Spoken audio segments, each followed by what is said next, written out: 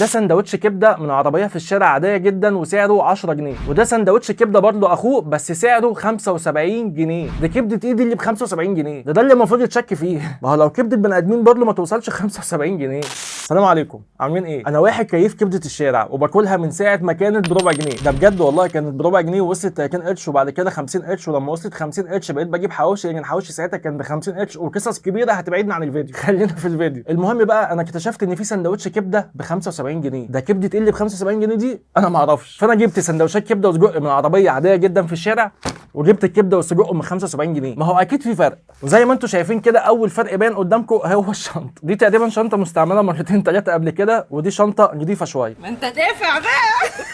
تعالوا نطلع ايه اللي في العربيه. كيس مخلل الصراحه كميه كبيره قوي، وسندوتش الكبده وسندوتش السجق وسندوتش الكفته. نشوف الشنطه اللي جايه من ايجيبت.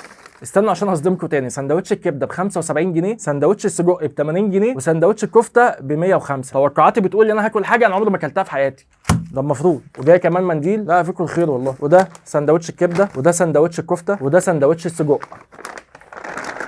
بس كده مفيش مخلل. نبدا باول حاجه وهو سندوتش الكبده. انا متحمس ان انا اشوف شكله بجد، انا نفسي اشوف شكله. ابو 75 جنيه ده شكل السندوتش. وعايز اقول لكم كمان ان العيش اصلا مش فريش ومقطوع من ورا كمان، يعني هو مفتوح من ناحيتين يعتبر. وده السندوتش اللي انا جايبه من عربيه كبده، وده سعره 10 جنيه، والكبده فيه اقل شويه من السندوتش ابو 75 جنيه. السندوتش ب 10 جنيه، الكبده متقطعه صغير خالص وفي قطع فلفل وطحينه. نقول بسم الله وندوق ابو 10 جنيه. بسم الله. سندوتش حلو، كبده عاديه زي اللي احنا متعودين عليها، سبايسي شويه، بهاراتها حلوه، وده الطعم اللي انا حاسس بيه. مش حاسس بطعم الكبده قوي بسبب السبايسي والبهارات اللي هي محطوطه، بس سندوتش ب 10 جنيه مش مطلوب منه حاجه ثانيه. نشوف ابو 75 جنيه. الكبده صاحيه، تقطيعه الكبده هنا كبيره شويه وفيها برضه فلفل وفيها طحينه بسيطه خالص. ده حتى السندوتش زعلان من الفلوس اللي اتدفعت فيه. سندوتش كبده مفتوح من ناحيتين. بسم الله.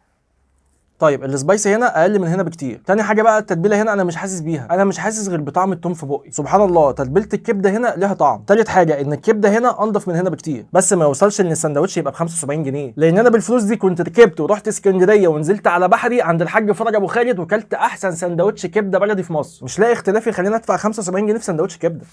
اللي بعده السجق، ولو ده كمان ما لقيتش فيه اختلاف انا ممكن يحصل لي حاجه. ده شكل السجق، وفيه بصل وطماطم وفلفل، والسجق هنا متقطع شرايح، وفيه ربع سجقيه كامله ما اتقطعتش. كميه السجق مش كبيره، انا قلت سندوتش ب 80 جنيه هيبقى فيه 5 صوابع قد كده. نشوف ابو 10 جنيه، فيه قطعتين سجق وكام حته مفرومه ومعاهم طماطم وشويه طحينه. نقول بسم الله وندوق ابو 10 جنيه. بسم الله.